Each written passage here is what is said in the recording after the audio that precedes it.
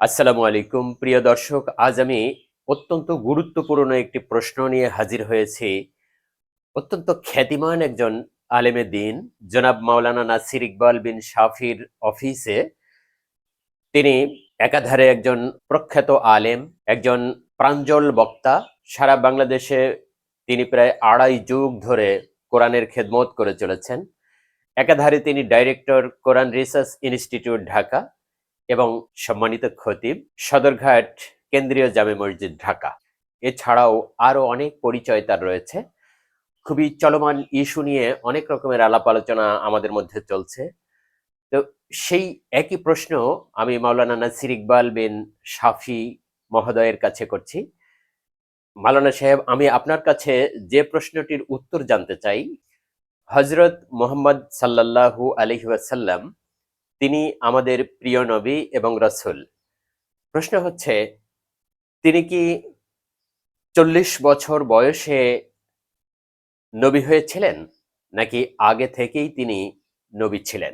আলহামদুলিল্লাহ রব্বিল আলামিন, আসসালাত আসসালাম আলা সাইয়্যিদিল মুরসালিন ওয়া আলা আলিহি ওয়া আসহাবিহি আজমাইন ওয়া আলা ইবাদিল্লাহিস সলিহিন ওয়া নাহনু আলা যালিকা মিনাশ শাহিদিন। সুপ্রিয় দর্শক শ্রোতাবিন্দু, এই মুহূর্তে আমাদের একজন প্রিয় ভাই কলবি সাহেব আমার অফিসে এসেছেন এবং প্রশ্ন রেখেছেন। বর্তমান সমাজের খুব মারাত্মকভাবে তর্ক বিতর্ক চলছে এবং জাতির কাছে আলোচিত পর্যালোচিত হচ্ছে যে বিষয়টি, সেটি হলো এই যে রাসূল পাক সাল্লাল্লাহু আলাইহি ওয়াসাল্লাম মুহাম্মদ সাল্লাল্লাহু আলাইহি ওয়াসাল্লাম তিনি 40 বছরেই নবী হলেন, নাকি তার আগেও তিনি নবী ছিলেন।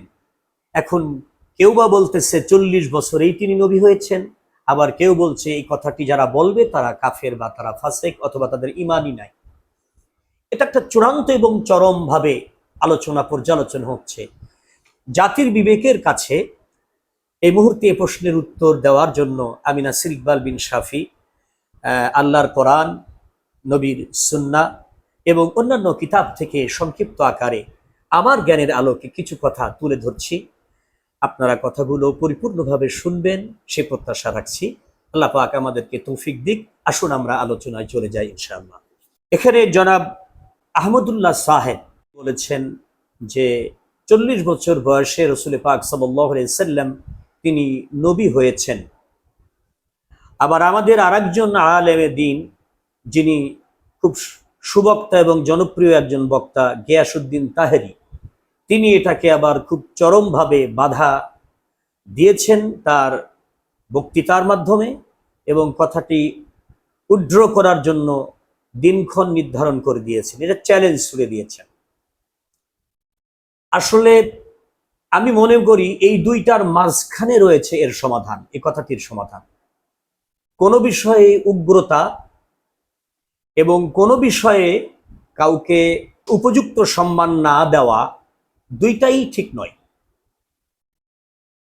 যেমন রাসূল আকরাম সাল্লাল্লাহু আলাইহি ওয়াসাল্লাম যখন পৃথিবীতে এসেছেন তখনই কিন্তু মোহরে নবুয়ত অর্থাৎ রাসূল পাক সাল্লাল্লাহু আলাইহি ওয়াসাল্লামের দুই কাঁধের মাঝখানে মেরুদণ্ড বরাবর এখানে কবুতরের ডিম্বাকৃতির একটু করা গোশতের উঁচু অংশ, সেখানে লেখা রয়েছে মুহাম্মদ রাসূলুল্লাহ সাল্লাল্লাহু আলাইহি ওয়াসাল্লাম।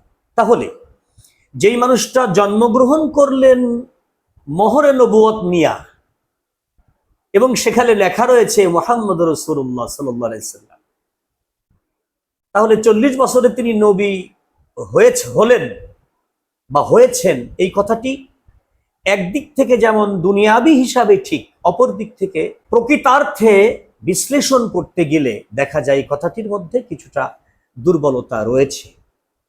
বরং এই কথাটি এভাবে না বলে যদি বলা হতো এমন করে যে তিনি সকল নবীদের নবী, তার নবুয়তের কোনো সময়কাল নেই, বরং তিনি আল্লাহর আলামের একটা রহমত, তখন থেকেই তিনি হলেন রহমাতাল লিল আলামিন এবং আল্লাহ হলেন রব্বুল আলামিন। তিনি সকল নবীদের নবী। এবং তার নবুয়ত সকল নবুয়তের শেষ কথা, অর্থাৎ নবী বা রসুল হিসাবে যিনি যত অতিথি পৃথিবীতে আল্লাহ পাক পাঠিয়েছেন তিনি হলেন প্রধান অতিথি। আদম থেকে ঈসা আলাইহিস সালাম পর্যন্ত যতগুলো কিতাব মোটামুটি আমাদের দৃষ্টিতে গবেষণায় আসে, আমরা মন্থন করে যেটা পাই, সেটা ওল্ড টেস্টামেন্ট হোক, নিউ টেস্টামেন্ট হোক, যোহন, মথিন, স্ক্রিপচার বা বাইবেল বা ত্রিপিটক বা মহাভারত অথবা কোরআন বা হাদিস অথবা অন্য কোনো ধর্মগ্রন্থ, সে সমস্ত গ্রন্থগুলোতে হাজার হাজার বছর আগে অতিরিক্ত ঘোষণা দেওয়া হয়েছে যে নবী হিসাবে বা রসুল হিসাবে, আল্লাহর বার্তাবাহক হিসাবে, শেষ নবী হিসাবে একজন আসতেছেন, তিনি হলেন মুহাম্মদুর রাসূলুল্লাহ সাল্লাল্লাহু আলাইহি ওয়াসাল্লাম। উদাহরণ দিতে গিয়ে আমরা বলতে পারি, যেমন বারনাবাসের ইনজিল শরীফে লিখিত 124 অধ্যায়ের মধ্যে লেখা রয়েছে, যেটা মিশরীয় ছাপায় যে কিতাবটি এসেছে বাইবেলের, এটা 375 খ্রিস্টাব্দে লেখা হয়েছে। হযরত যীশু খ্রিস্টের 375 বছর পরে, অর্থাৎ আমাদের নবী সাল্লাল্লাহু আলাইহি সাল্লামের জন্মেরও 300 বছর আগে যেটা লেখা হয়েছে। হযরত ঈসা আলাইহিস সালাম তিনি বর্ণনা করেছেন, prophet Muhammad peace be upon him, he is coming within short time, যে মুহাম্মদ নামে একজন নবী, মুহাম্মদ সাল্লাল্লাহু আলাইহি সাল্লাম, তিনি নবী হিসাবে পৃথিবীর মধ্যে আসতেছেন, last and final messenger of lord. তিনি হবেন শেষ এবং সর্বশ্রেষ্ঠ সকল নবীদের নবী আল্লাহর পক্ষ থেকে। If you want the peace, যদি তোমরা দুনিয়ায় শান্তি চাও, অ্যান্ড প্যারাডাইস আফটার ডেথ, যদি দুনিয়ার জীবনের পরে যদি জান্নাত চাও বা স্বর্গ চাও, you have to go the route of prophet Muhammad peace be upon him. তাহলে ওই মুহাম্মদ সাল্লাল্লাহু আলাইহি ওয়াসাল্লাম যখন দুনিয়াতে আসবেন তখন তোমরা তাকে মানবে। এজন্য আরবের গোত্রগুলোতে রাসূল পাক সাল্লাল্লাহু আলাইহি সাল্লামের জন্মের পরে তিনি যখন দাদার সাথে হাঁটতেন, তখনই দেখা যেত বড় বড় বিচার ফয়সালা ছোট্ট শিশু বা নাবালক মুহাম্মদ সাল্লাল্লাহু আলাইহি সাল্লামের জবান থেকে যে রায় আসতো, আরবের সমস্ত নেতারা সেই রায়গুলো মেনে নিতেন এবং অপকর পটে তারা স্বীকার করতেন যে এই শিশুটা অত্যন্ত মেধাবী এবং তার জবানের কথা একজন জ্যেষ্ঠ বয়সী বুদ্ধিমান মানুষের চাইতেও বিচক্ষণতা রয়েছে তার কথা এবং আচরণের মধ্যে। এই জন্য রাসূল পাক সাল্লাল্লাহু আলাইহি সাল্লামের শিশুবেলার অনেক ঘটনাগুলো যদি আপনি বিশ্লেষণ করেন, তাহলে তাওরাত, জবুর, ইনজিলে বর্ণিত সে সমস্ত কিতাবগুলোর উপযুক্ত প্রমাণ কিন্তু পাওয়া যায়। যেমন হযরত আসওয়াদকে প্রতিস্থাপন করার ক্ষেত্রে ছোট্টবেলায় রাসূল পাক সাল্লাল্লাহু আলাইহি সাল্লাম যে রায় দিয়েছিলেন, টোটাল আরবে যখন যুদ্ধ অবস্থা যে হযরত আসওয়াদ কাবা শরীফের গায়ে কে বসাবে, তখন রাসূল পাক সাল্লাল্লাহু আলাইহি সাল্লাম সকলকে নিয়ে চাদরের উপরে রেখে যখন সম্মিলিতভাবে এই হযরত আসওয়াদ কাবা শরীফের সাথে সেট করলেন, তখন সকল বড় বড় নেতারা আশ্চর্যান্বিত হলো এবং তারা অ্যাস্টনিশড হয়ে গেল যে এটা কিভাবে সম্ভব, একটা ছোট্ট বালকের পক্ষে যে যুদ্ধ থামিয়ে দিল এবং একটা সুন্দর সমাধান, সুষ্ঠু সমাধান বের করে দিল। তো এটার মধ্য দিয়ে বোঝা যায় যে তখন কিন্তু তার মধ্যে নবুয়তের একটা নূর কাজ করেছে, নবুয়তের একটা ইলম বা জ্ঞান কাজ করেছে। তা না হলে শত শত মুরব্বীরা সকলে মিলে যে সমস্যার সমাধান দিতে পারছিল না, ছোট্ট মুহাম্মদ সাল্লাল্লাহু আলাইহি সাল্লাম কিন্তু সেই সমাধানটা করে দিলেন। মায়ের পেটে থাকা অবস্থাতেই যদি নবুয়তির সম্মান যদি আল্লাহ তাকে না দিবেন, তাহলে মা আমেনা যখন তাকে গর্ভে ধারণ করেছিলেন, ইতিহাস বলছে, আসাহুস সিয়ার নামক এই ইতিহাস গ্রন্থ পড়ে দেখলে বোঝা যায় যে তখন একখণ্ড মেঘমালা মা আমেনার মাথার উপরে ছায়াদান করত, কারণ রাসূল পাক সাল্লাল্লাহু আলাইহি সাল্লাম তখন মা আমিনার গর্ভে ছিলেন। এবং ভূগর্ভস্থ কূপের পানি মা আমিনার সম্মানে হাতের কাছে উঠে আসতো, দড়ি নামিয়ে অনেক নিচে কষ্ট করে মা আমিনাকে পানি উঠাতে হতো না। এটা একমাত্র রসুল পাক সাল্লাল্লাহু আলাইহি সাল্লামের সম্মানে করা হয়েছিল। যাই হোক, আমার কাছে আপনারা দেখতে পাচ্ছেন বেদ সমগ্র এখানে রয়েছে। আমার কাছে এখানে বাইবেলের পর্যালোচনা বাইবেল আছে। আপনি যদি বেদের একটি বর্ণনা দেখেন, সেটি হলো এই যে ইদং জন উপশ্রুত নরসংসা ভবিষ্যতে, সেই প্রতিশ্রুত মহামানব নবী তিনি ভবিষ্যতে আসতেছেন। কালকে অবতর অধ্যায় বেদের মধ্যেই বর্ণনা। অবতর মানেই হলো নবী বা রসুল।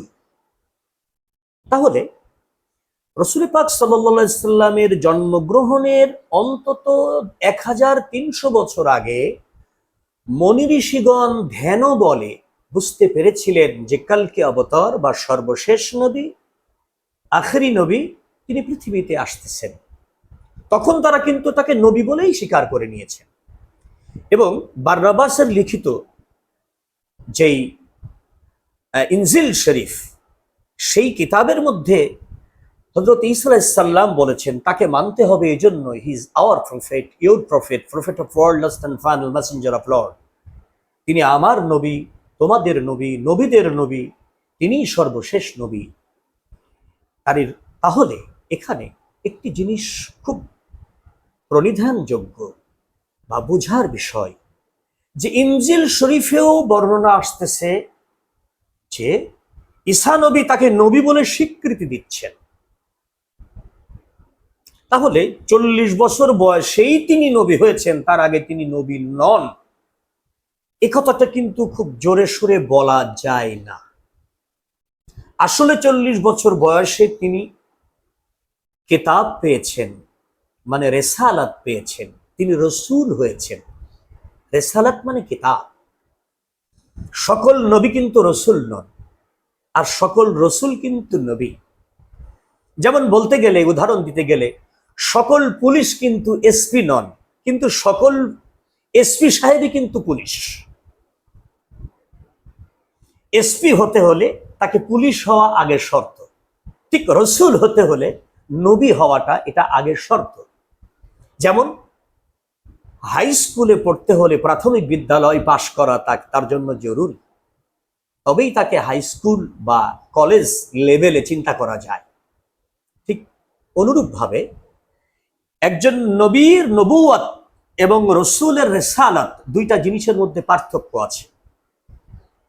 গারে হেরাতে রসুল পাক সাল্লাল্লাহু আলাইহি ওয়াসাল্লামকে 40 বছর বয়সে 610 খ্রিস্টাব্দে সর্বপ্রথম ইকরা বিইসমি রাব্বিকাল্লাযী খালাক, ইকরা বিইসমি রাব্বিকাল্লাযী খালাক, খালাকাল ইনসানা মিন আলাক, ইকরা ওয়া রাব্বুকাল আকরাম আল্লাযী আল্লামা বিল কলম আল্লামাল ইনসানা মা লাম ইয়ালাম।